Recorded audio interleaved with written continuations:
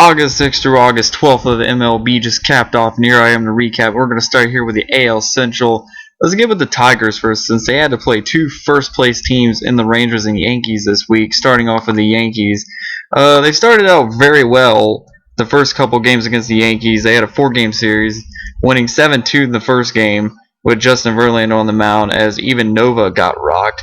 And then the Tigers edged out the second game 6-5.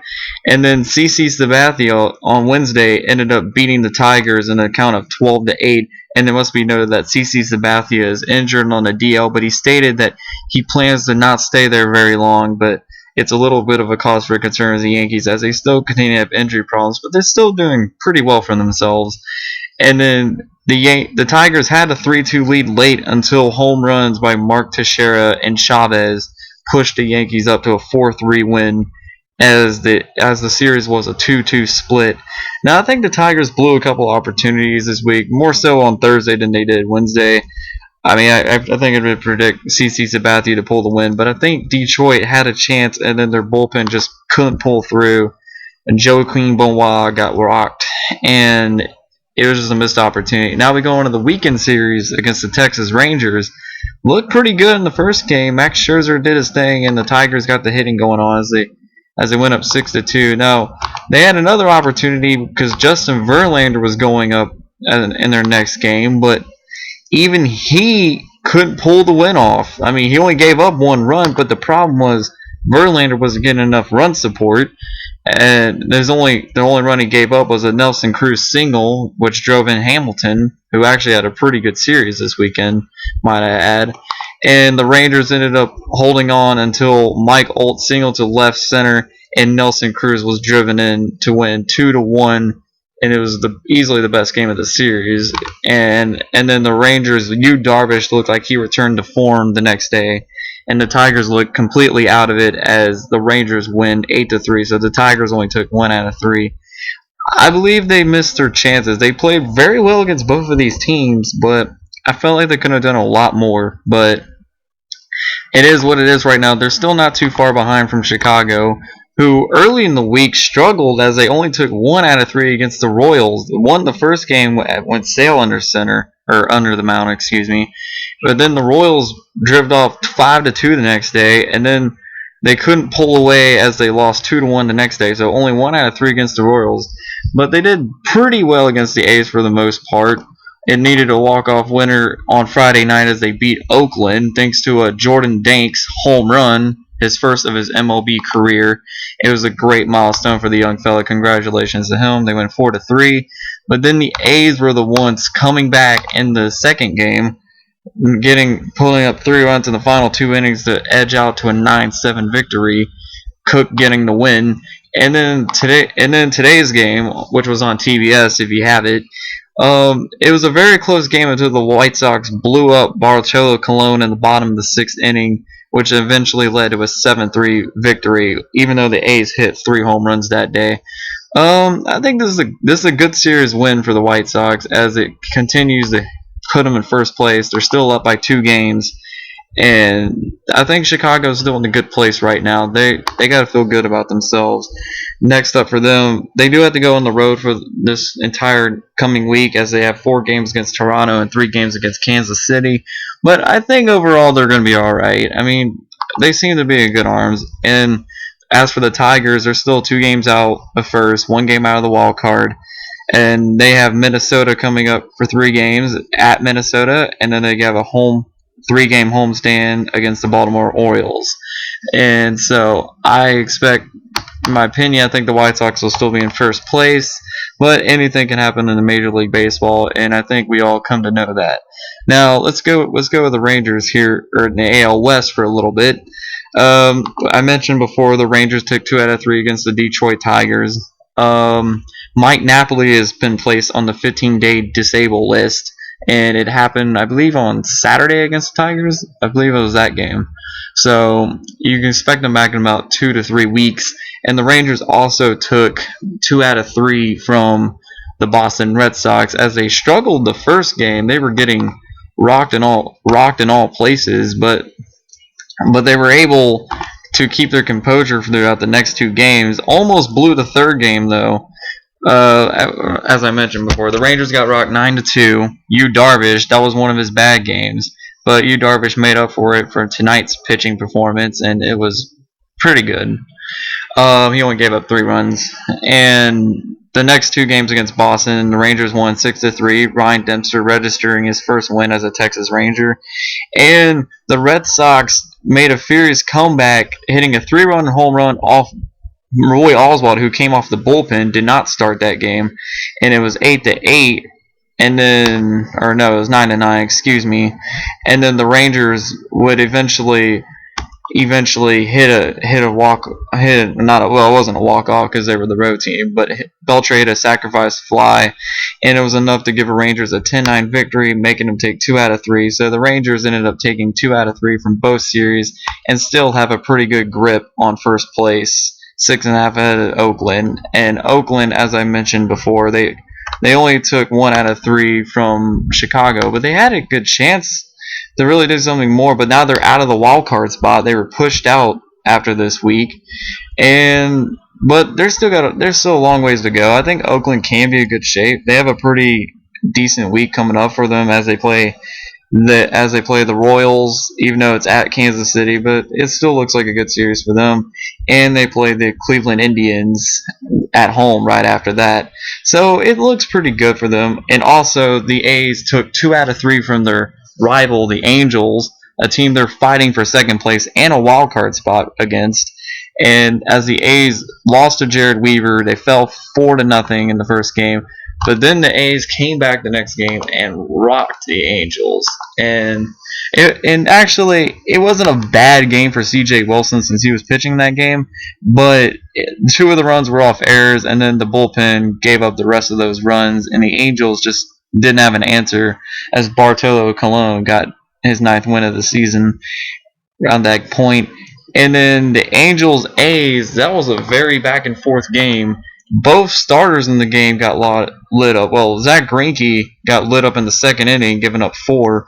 But then also, at the same time, Dan Striley, a rookie, he got lit up eventually. He was doing pretty good at first, and then the 5th inning came, and as they got Kendry Morales hit another home run. He hit 2 home. This was a day the Angels hit 5 home runs, and they still lost the game 9-8.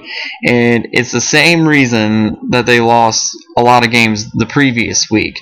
Bad bullpen. As you can see, LaTroy Hawkins came in, gave up 5 runs in 1 inning, which pushed them out to a 9-4 lead, or 9-5 lead, excuse me. And the Angels tried to rally at the end, but Eric Ibar pop fly ended that dream as the A's win 9-8. And thus ending any chance of a comeback. So the A's, they did decently this week. They went 3-3. They're still ahead of the Angels, but they're now out of a wildcard spot, but only by half a game. So they shouldn't be too worried about it. I mean, I think they'll be fine. Like I said, they have a pretty decent week coming up next, the Royals and Indians. So I think they'll be all right. The Angels, however, I am concerned about right now. Because as the Angels did lose 2 out of 3 against the A's, they also lost 2 out of 3 to the Mariners at home. And on the first game, Santana and Hernandez both got rocked, but then the Angels eventually won off a wild pitch, which brought in Peter Borges to the home plate, and the Angels went 6-5. But the Darren Herron, who has been doing good, he struggled the next day, and they ended up trailing as much as 7-0. And Vernon Wells brought in 3 of the 4 Angel runs, but the Angels still lose 7-4. And then Jared Weaver was pitching today, and you think, oh well, Jared Weaver's going to win. But number one, you should never sleep on Justin Vargas because he's very quietly having a very great season. I know you wouldn't think of it because he's on the Mariners, but he picked up his 13th win of the day, beating Weaver thanks to Jesus Montero and hitting 2 home runs, one of them driving in two guys, and it eventually led to a 4-1 Mariners victory. And also to note, Albert Pujols was struggling completely in this series. Or not even this series, this entire week. I think he only got 2 hits out of 24 at bats or something like that. It's not a very good sign. And the Angels, not only for the pitching standpoint, but from hitting as well now. And this is a very winnable series, and you blew another opportunity. And it seems like the story of the Angels, they're pitching good, their hitting's off. They're hitting good, their pitching's off. It's never ending. And I think the Angels, they're in trouble, and they're going to have to figure this out because they have struggled heavily in August, and it's not looking like it's going to turn anytime soon. Although it could. They play the Indians for the next 3 games, but even that, even seeing as they couldn't beat the Mariners, you can't always rely on it. And after the Indians, they play the Rays. All these games are at home this week. They have 7 more games at home coming up this week, and the Rays beat them 2 out of 3 last time. So you can't even count on the Angels taking care of home field advantage against those guys. So I think the Angels are really going to have to dig deep down if they want to get to where they need to be, and that's at least a wild card spot. Preferably win the division, but I think the time has passed for right now for that. They're 8 games out of first place, and I think they have a lot of work to do in order to get to that. And also to note, I forgot to mention earlier in my AL Central topic that Paul Konerko is also on the disabled list. Time to return to be determined. They said 7 days, but now he's being looked at even more, so that's something to be of note. Now, the New York Yankees are still in first place. The deficit got cut to 5 throughout the week, but they're still in pretty good shape. They split with the Tigers, who could be a playoff contender by the end of the season. And they looked bad the first game really. The second game they looked good. They just got outbeat. And then they took the next 2. And they also took 2 out of 3 against the Blue Jays. Their defense just couldn't pull through for them. Phil Hughes got lit up. But the Yankees look pretty good. They're still in good shape. I mean, I wouldn't be too concerned, but now they got 4 games against the Rangers and 3 games against the Red Sox coming up. The Rangers game is said to be on ESPN2 tomorrow. They also have a game on ESPN Wednesday and ESPN Sunday against the Red Sox, so they're going to be on TV pretty much all week. So it will be give everybody, national-wide audience, a good preview at the New York Yankees and see how they're developing so far despite all the injuries and such. Now, we have to go to the Tampa Bay Rays, who are right now on a 6-game winning streak. They have looked phenomenally great, and the pitching's back. Evan Longoria is back. They swept through the whole week. They swept the Blue Jays on accounts of 4-1, 3-2. They cut it close Wednesday, and then they won 7-1 and took care of business against the Twins, beating them 12-6, 4-2, and 7-3.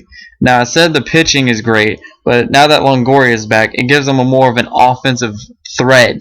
And they were hitting, and I know it's the Minnesota Twins, but still, you can't take anything away from the Rays, as they were looking pretty good right now. And as I said before, they have 4 games against the Angels coming up this week. Before that, they got 3 games against the Mariners, all on the road. The Rays, that is why they're in a wild card spot as of right now. They took one of the spots. Another team that has a wild card spot is the Baltimore Orioles, who actually split with the Kansas City Royals. They probably should have won at least 3, but they got rocked the first game. Then they rocked the Royals the second game, and then the Royals returned back to favor 7-3. And then the Orioles struggled, but they still won 5-3. So they split 2-2 against the Royals and they swept the Mariners earlier in the week. Orioles are probably saying, "How can we beat the Mariners, but you can't, Angels?" But anyway, that was that. But at the end of the week, the Rays are in second place. They're 5 games behind the Yankees, but they got a wild card spot. Same with the Orioles, except they're 5.5 games out of first, and they got a wild card spot. As for the Boston Red Sox, they're still struggling. But good news for them is that Middlebrooks, their rising star, does not need surgery. So that was pretty important for them. But the Red Sox, they're still struggling. They're 5.5 out of wild card, and Bobby Valentine said they look like a playoff team, but right now, I don't know. They just can never really pull the trigger. So I mean, I think it's a lost cause for Boston. And as for the Toronto Blue Jays, they're still waiting on the return of Jose Bautista. He's still got inflammation, but they've now got knocked back to 7.5 games after back from the wild card after this week. So really that. So some series to watch for this week. Well, number one, I think the Rangers Yankees, and I'm calling the Yankees to take 3 out of 4 from that. I also want to put some emphasis on the Angels and Rays series, as the Angels are in must-win mode now, as they really need to get something going. Otherwise, it's just going to be a lost cause for them. They have to take care of the Indians first, but they need to beat the Rays. They need to take at least 2, preferably 3 or more, if possible. But that's a series I would look out for. And I'm also going to say the Tigers Orioles, because that's a huge battle in terms of wild card implications. So you really got to look out for Baltimore and Detroit later in the week. And that will cap up my baseball preview for the American League. Be sure to check my next video for the National League. I am out.